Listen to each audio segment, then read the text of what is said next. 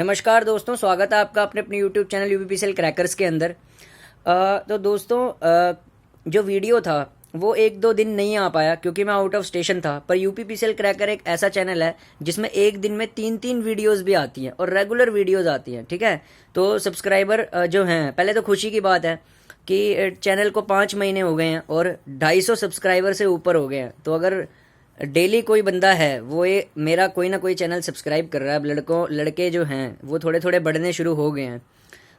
पर ये है कि मैं कभी भी चैनल पे वीडियो बनानी रोकता नहीं हूँ। ठीक है, तो आज का जो वीडियो है वो डीडीए जेई पे है कि डीडीए जेई का जो फॉर्म है वो रीओपन हो चुका है। ठीक है, और डीडीए जेई का जो एग्ज़ाम है लगभग वो कब तक हो सकता है उस पर आज बात है, क्योंकि दिल्ली डेवलपमेंट अथॉरिटी का फॉर्म मैंने भी भरा हुआ है।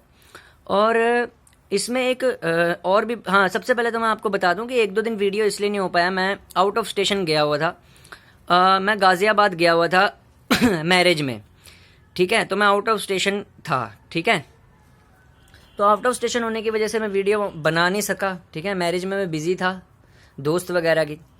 हाँ, और एक और बात कि अभी आप प्रिपरेशन स्टेज में हैं, तो प्रिपरेशन स्टेज दोस्तों एक ऐसी स्टेज होती है जहाँ पे आप अपनी पढ़ाई भी कर सकते हैं और अपनी लाइफ भी इंजॉय कर सकते हैं। अगर कोई मैरिज है, आप शान से अटेंड कीजिए। बस आपको वहाँ पे ताने मिलेंगे, भाई तू करता क्या है क्या नहीं करता, लेकिन आप जिस दिन कुछ बन जाएंगे उस दिन वही सब लोग कहेंगे कि भाई तू ही सब कुछ करता है। ठीक है, तो ये आपकी प्रिपरेशन लाइफ है, आप ऐसे घबराए ना। ठीक है, कि कहीं आप जा रहे हैं आउट ऑफ स्टेशन, क्योंकि बेरोजगार लड़कों के साथ ज़्यादातर यही होता है कि वो आउट ऑफ स्टेशन जब जाते हैं ना, उसका नाम उसको डरते हैं कि कोई रिश्तेदार उससे ये ना पूछ ले कि भाई तू क्या करता है। तो ऐसा कुछ नहीं है, आपको अपनी यही स्टेज होती है, क्योंकि इसके बाद आप कहीं ना कहीं जूनियर इंजीनियर बन जाएंगे, डीडीए में, यूपीपीसीएल में, एसएससी में। तो दोस्तों उसके बाद इतना टाइम नहीं मिलता कि आप किसी यार दोस्त की पार्टी, शादी, बर्थडे एंजॉय कर सके। बर्थडे मना रहे हो, शौक से मनाओ यार, और क्या। उसके बाद टाइम नहीं मिलता। उसके बाद तो कोई पावर हाउस में बिजी, कोई डीडीए में जाके एस्टिमेट बनाने में बिजी, तो ये हो जाता है। ठीक है, तो आज जब वीडियो सेक्शन अब स्टार्ट करते हैं कि डीडीए जूनियर इंजीनियर का जो एग्जाम है ये अब कब तक हो सकता है। देखिए, डीडीए जूनियर इंजीनियर का जो एग्जाम है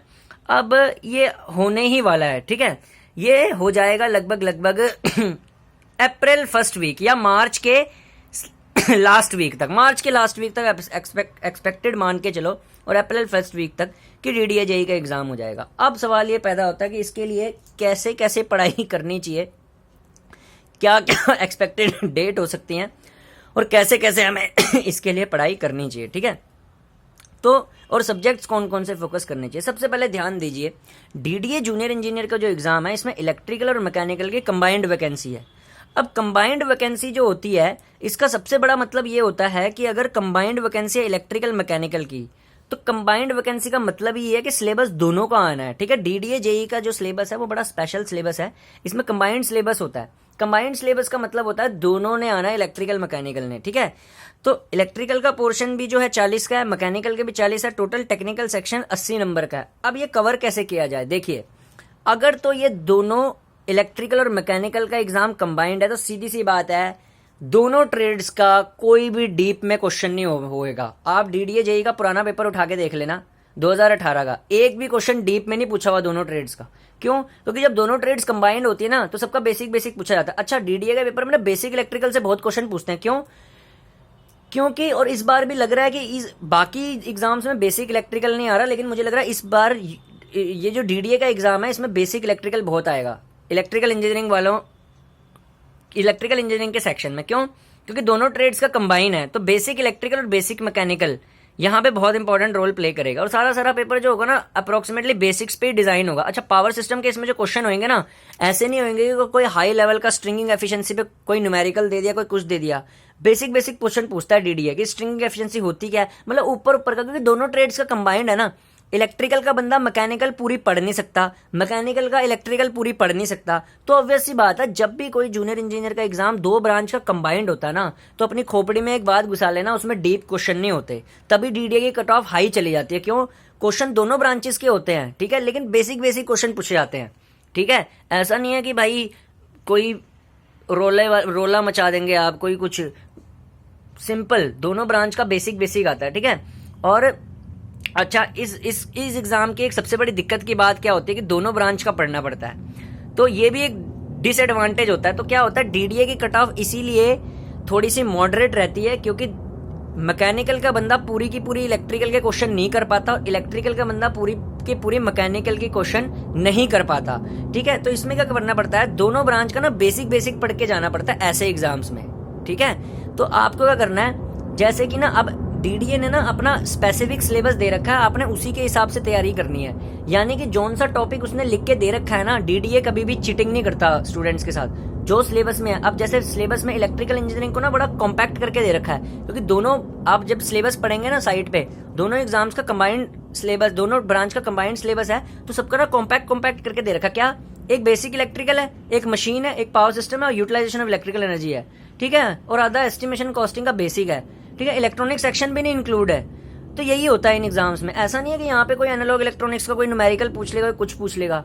मतलब जो बेसिक इलेक्ट्रिकल इंजीनियरिंग का सिलेबस होता है ना, वो डाल रखा है डीडीए ने। इसी तरह मैकेनिकल में भी, जैसे मैकेनिकल के कुछ हो गए ना, प्रोडक्शन वाला पार्ट हो गया, वेल्डिंग वाला पार्ट हो गया, ठीक है, सोम टॉम के कुछ बेसिक्स क्वेश्चन हो गए, ऐसे डाले जाते हैं इसमें।